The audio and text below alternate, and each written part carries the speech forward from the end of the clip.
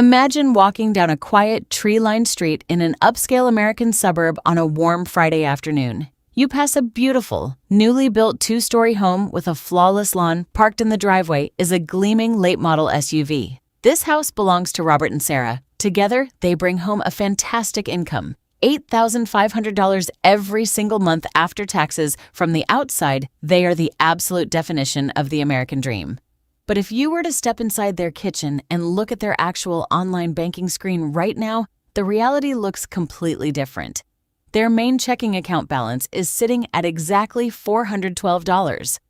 Robert and Sarah aren't living a wild rock star lifestyle. They don't vacation on private yachts, and their closets aren't filled with designer labels. They are just a normal, hardworking couple who have absolutely no idea where their money goes. Every single month feels like a high-speed race against their own mailbox. On Sunday nights, Robert gets a sharp, tight knot in his stomach, looking at the ceiling, wondering how an income that landing them in the top percentages of the country leaves them with absolutely zero room to breathe. They are running on a financial treadmill that keeps spinning faster, and they are terrified of what happens if they step off. Now, let's drive 15 minutes down the road to a much plainer neighborhood and look at a second account. This one belongs to Marcus. Marcus earns $5,200 a month after taxes, significantly less than Robert and Sarah. He lives in a modest older apartment, drives a reliable 8-year-old sedan, and packs his lunch to work most days. But if you look at Marcus's financial dashboard, his checking account has a permanent, untouched $4,500 cushion. His retirement and investment accounts grow every single month on total autopilot.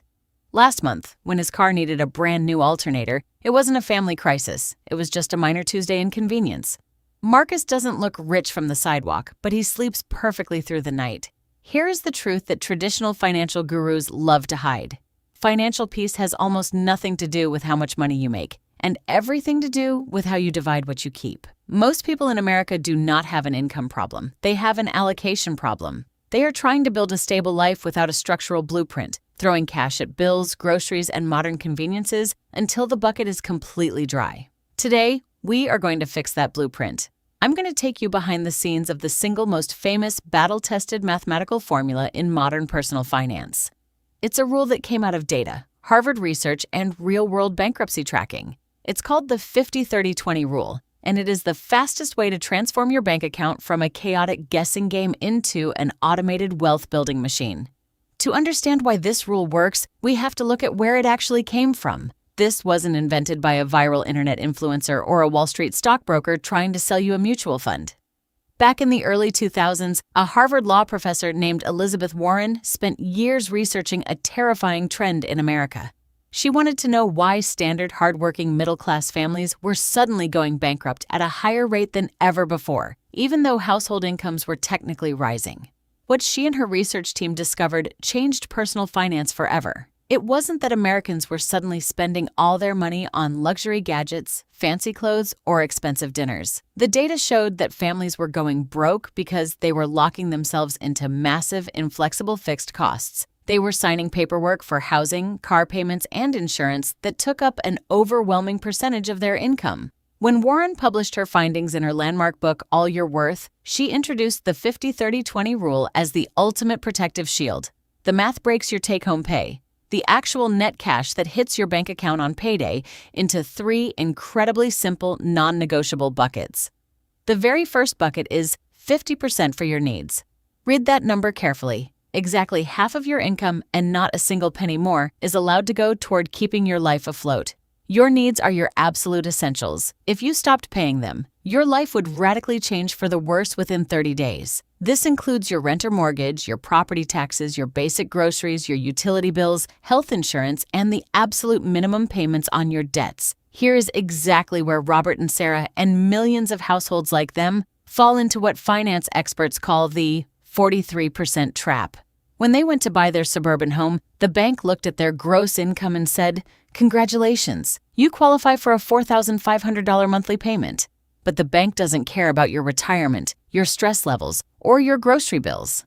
A $4,500 housing payment instantly gobbles up more than 52% of their entire net monthly income before they even buy a single gallon of milk. They were functionally trapped the very second they signed the mortgage paperwork. If your needs bucket crosses that 50% threshold, you are officially house poor or lifestyle strangled. When you are lifestyle strangled, any minor emergency feels like an absolute financial avalanche. Now, let's move to the second category of the master blueprint, the 30% bucket. This is 30% for your wants. Traditional financial advisors love to tell you that you can never buy a latte or go out to dinner if you ever want to be rich. But Elizabeth Warren's research realized something far more realistic. Human beings are not robots. If you strip away every single ounce of fun from your budget, your financial plan will fail just like a crash diet. You need a dedicated space for guilt-free spending. Your wants include things that make life beautiful and enjoyable, but aren't strictly necessary to stay alive. Think of things like restaurant dinners with friends, streaming video subscriptions, upgraded travel, and hobby gear. If it's under 30% of your take-home pay, you can spend it completely free of worry or regret. But remember, this bucket is a hard ceiling, not a floor. The moment your lifestyle choices creep up to 35% or 40%, you are actively stealing from your future self. This brings us to the final, most crucial pillar of the entire formula, the 20% bucket. This is 20% for your savings, debt payoff, and investments. This bucket is the engine of your financial freedom machine. It is the money that builds your emergency fund, fills your retirement accounts, and wipes out high-interest credit card debt. Most people think saving money is what you do at the very end of the month with whatever crumbs are left over. But the 50-30-20 rule flips that broken logic completely on its head. You must pay yourself first. The very second that direct deposit lands in your checking account, that 20% needs to vanish automatically into your savings or investments. If you never see it sitting in your main account, you will never have the opportunity to spend it on an impulse purchase. Now that you know the three buckets, let's run the numbers for Robert and Sarah to see exactly why they are drowning. Remember, their net monthly take-home pay is $8,500. According to the Master Blueprint, their needs bucket should be capped at exactly $4,250. But between their $4,500 mortgage, their luxury SUV loan, premium insurances, and hefty grocery bills, their actual needs add up to $6,100. That means their essential expenses alone are eating up nearly 72% of their total income. With 72% locked into needs, they only have 28% left for everything else in their entire life. They spend that remaining 28% on basic weekend fun, clothing, and streaming, which leaves exactly 0% for savings and investments. They look rich on Instagram, but mathematically, they are skating on paper-thin ice. Now, let's look back at Marcus, who makes far less money on paper. Marcus brings home $5,200 a month. His modest rent, reliable car, basic utilities, and groceries cost him exactly $2,400 a month. Mathematically, his needs sit at exactly 46% of his income, well under the safe 50% limit.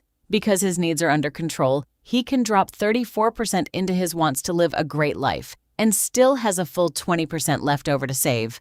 Marcus is building real wealth every single month, while the couple making nearly double his income is panicking on Sunday nights. So, how do you take this master blueprint and apply it to your own bank account starting today? Step 1 is to calculate your true take-home pay. Do not look at your gross salary or what you make on paper before the government takes its share. Look at the exact amount of cold, hard cash that actually hits your bank account every single month. Step 2 is to audit your last 30 days of statements and list your absolute non-negotiable needs. Add up your rent or mortgage, utilities, minimum debt payments, and basic food. If that total number is higher than 50% of your take-home pay, you now know exactly why you are feeling stressed. It means your fixed costs are too heavy for your engine, and it's time to make structural adjustments. Step 3 is to automate your 20% savings goal immediately. Set up an automatic transfer on payday that moves that cash straight out of your primary account before you ever have a chance to touch it. And finally, Step 4, enjoy your remaining 30% on your wants with absolutely zero financial guilt. The 50-30-20 rule is not a restrictive cage designed to stop you from living. It is a protective shield designed to give you absolute control over your financial destiny. Stop playing guessing games with your hard-earned paycheck, fix your structural blueprint, and start building real peace of mind. Your bank account will thank you.